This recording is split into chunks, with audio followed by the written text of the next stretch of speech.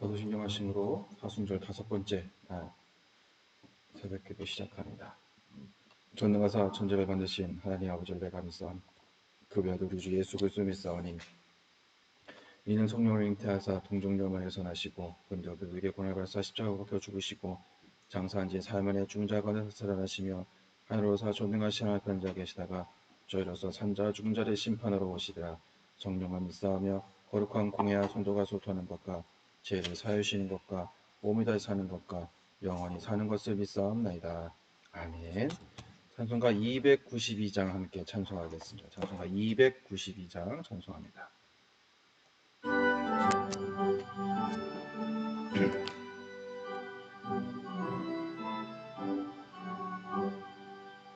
주 없이 살 수 없네 죄인의 구주여, 그 귀한 보배 피로 날 구속하소서. 주의 사랑으로 흘리신 보혈이 내 소망 나의 위로 내 영광 됩니다. 주 없이 살 수 없네 나 혼자 못 서리. 힘없고 부족하며 지혜도 없도다. 내 주는 나의 생명 또 나의 힘이라. 주님을 의지하여 지혜를 얻으리. 주 없이 살 수 없네 내 주는 아신다. 내 영의 깊은 간구 마음의 소원은 주밖에 나의 마음이 알아주리요. 내 마음 위로하사 평온케 하시네. 주 없이 살 수 없네 세월이 흐르고 지 깊은 고독 속에 내 생명 끝나도 사나운 풍랑일 때 날 지켜주시니 내 곁에 계신 주님 늘 힘이 됩니다. 아멘. 하나님 말씀 마태복음 4장 18절에서 20절까지 있는 말씀 함께 봅니다. 갈릴리 해변을 다니시다가 두 형제 곧 베드로라 하는 시몬과 그의 형제 안드레가 바다에 그물 던지는 것을 보시니 그들은 어부라. 말씀하시되 나를 따라오라. 내가 너희를 사람을 낚는 어부가 되게 하리라 하시니 그들이 곧 그물을 버려두고 예수를 따르니라. 아멘. 오늘은 인간을 부르시는 예수님이라는 말씀을 가지고 함께 하나님의 은혜를 나누려고 합니다. 우리가 가끔 이 TV 속을 이렇게 보게 되면 자연이라는 방송을 이렇게 보게 됩니다. 이 주변 환경을 최대한 이용하면서 자급자족하는 그런 자연인을 보면서 이렇게 살아가고 우리가 이렇게 보고 있는데, 사실상 그들은 이 자연인이 아니라 어떻게 보면 누군가에게 설치해 놓은 이 전기선도 수도선도 있고 또 어디서부터 다양한 물건들을 이렇게 사용합니다. 우리가 어떻게 보면 우리들의 삶 속에서 내가 바라고 있는 것들, 우리들의 삶이 과연 이게 원상복귀인가 아니면 이 원래의 모습인가를 고민할 때가 있습니다. 여러분, 그것이 과연 이 능력자, 어떻게 보면 이 모든 것을 혼자 해결하는 사람들에게서 그것이 바로 능력자의 모습으로 나타나게 되는데, 우리는 그들이 이 혼자 산다고는 생각하지 않다는 거예요. 누군가에게는 도움을 받게 되고 또 누군가에게는 도움을 베풀며 살아가게 되는 것. 그것이 바로 우리가 이 세상을 살아가는 우리들에게 있어서 필요하다는 모습이라는 거예요. 내가 가진 것이 많고 또 누릴 수 있는 것이 많을지라도 정말 우리들 삶 속에 필요한 것은 예수님이라면 과연 어떻게 하셨을까? 여러분, 예수님도 어떻게 보면 우리가 알다시피 하나님의 아들이고 또 그 하나님의 아들임을 우리가 고백하면서 이 땅에 오셨고 많은 능력을 가지고 기적을 베푸신 분이었다는 겁니다. 또 어떻게 보면 예수님은 혼자 지내셔도 충분하게 그 일들을 감당하실 수 있었던 분이었다는 거예요. 세상을 일으키는 일도 또 죄인을 고치는 일도 병든 자를 고치고 있는 것도 다 하나님의 일들 또 그 일들을 우리가 다 볼 수 있다는 거예요. 절대자의 역할을 예수님께서 하셨다는 겁니다. 그런데 여러분들 오늘 본문 말씀 보게 되니까 예수님도 사람이 필요했다는 겁니다. 근데 어떤 사람이었냐면 자기의 자리에서 최선을 다하는 그런 사람을 예수님께서 찾고 있었다는 거예요. 그 어떤 모습을 찾고 계셨을까? 여러분 생각을 해보세요.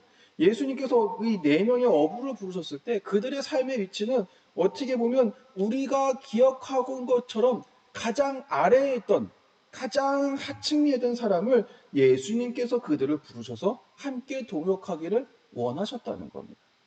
여러분 우리가 삶을 살아가면서 이처럼 예수님도 사람을 부르셨고 근데 여러분 예수님만 사람을 부르셨던 것이 아니라 하나님께서도 태초부터 우리와 함께하기를 원하셨다는 겁니다. 그 이유가 무엇일까? 에덴 동산을 만드시고 나서 하나님께서 하신 것은 다 만드시고 나서 아담을 창조하시고 또 아담이 혼자 있는 것을 외로운 것을 보시고 하와를 창조하셨다는 거예요.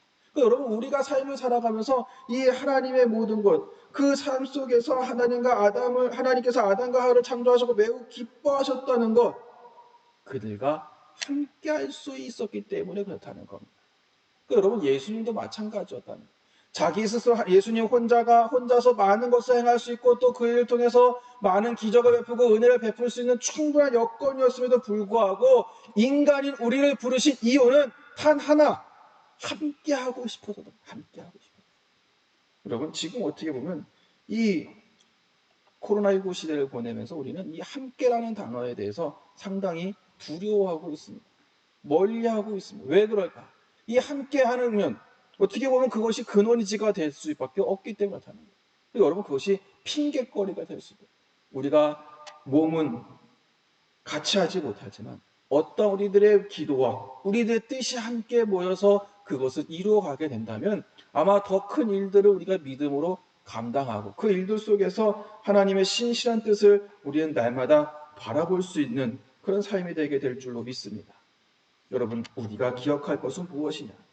예수님이 우리와 함께 하자고 나와 함께 너를 구원하고 싶다고 하면서 나를 부르셨을 때 내가 거기에 믿음으로 응답할 수 있는 여러분들의 삶이 되시기를 주님의 이름으로 축복합니다. 말씀을 통해서 또 예배를 통해서 우리는 하나님과 함께 할 수 있고 또 예수님과 함께 할 수 있고 성령님과 함께 할 수 있고 또 우리 교우들과 함께 할 수 있다는 거예요. 예수님께서 사람을 부르신 이유는 단 하나였다는 거예요. 서로 사랑함으로 하나님 나라의 계명을 배우고 그 배운 것을 많은 사람들에게 베풀 수 있는 여러분들의 삶이 되시기를 주님의 이름으로 축복합니다. 여러분, 우리가 삶을 살아가면서 늘 주의 은혜를 기억한다는 것, 언제나 하나님의 은혜를 바라본다는 것, 그것이 내 삶 속에서 내가 기억할 수 있는 그 모든 것들, 다시 이야기하면 우리가 하지 않아야 될 일이 없다는 것, 내가 하나님 말씀을 붙잡고 살아가는 그 순간순간의 고백 속에서 우리를 기쁘시게 하고 우리와 함께하고 계시고 우리를 향한 그 하나님의 구원의 계획에 우리를 또한 동참시키고자 하시는 그 하나님의 은혜를 우리가 날마다 기억함을 통해서 신실하신 하나님의 은혜를 날마다 경험할 수 있는 여러분의 삶이 되시기를 주님의 이름으로 축복합니다. 예수님께서 제자들을 부르신 이유는 어떤 상황 속에서라도 함께 하시겠다는 어떤 상황 속에서도 예수님이 나와 함께 하시겠다는 그 믿음의 약속, 그 부르심에 날마다 응답함을 통해서 하나님 구원의 계획에 동참하는 여러분의 삶, 또 오늘 하루가 되시기를 주님의 이름으로 축복합니다. 기도합니다. 고마우신 주님, 날마다 우리의 삶 속에 함께 하시사 늘 우리의 삶을 기억하시고 그 은혜 속에 하나님의 은혜를 날마다 바라보며 말씀하게 하시니 감사를 드립니다. 예수님의 제자가 되어서 예수님의 부르심에 우리가 날마다 동고동락할 수 있는 그 기회를 우리가 잊지 않게 하시고 그 부르심에 합한 은혜를 날마다 경험하는 저희들의 삶이 되게 하여 주옵소서. 우리를 향한 하나님의 구원의 계획에 우리가 동참하게 하시고 그 은혜 속에 믿음으로 승리할 수 있는 저희들의 삶이 되게 하여 주옵소서. 모든 말씀 예수님의 이름으로 기도합니다. 아멘. 하늘에 계신 우리 아버지여, 이름이 거룩히 여김을 받으시오며 나라의 마옵시며 뜻이 하시는 것 같이 땅에서도 이루어지이다. 오늘 우리에게 일용할 양식을 주옵시고 우리가 우리에게 죄 지은 자를 사하여 준 것 같이 우리의 죄를 사하여 주옵시고 우리를 시험에 하지 마시옵고 다만 악에서 구하시옵소서. 나라와 권세와 영광이 아버지께 영원히 있사옵나이다. 아멘. 우리 지금 이렇게 기도할 때 예수님과 동행하는 자리에서 하나님의 구원 계획을 경험하는 삶이 될 수 있게 기도하시고 오늘 하루도 우리를 부르신 예수님의 부르심에 응답하는 복된 삶이 되시기를 주님의 이름으로 축복합니다.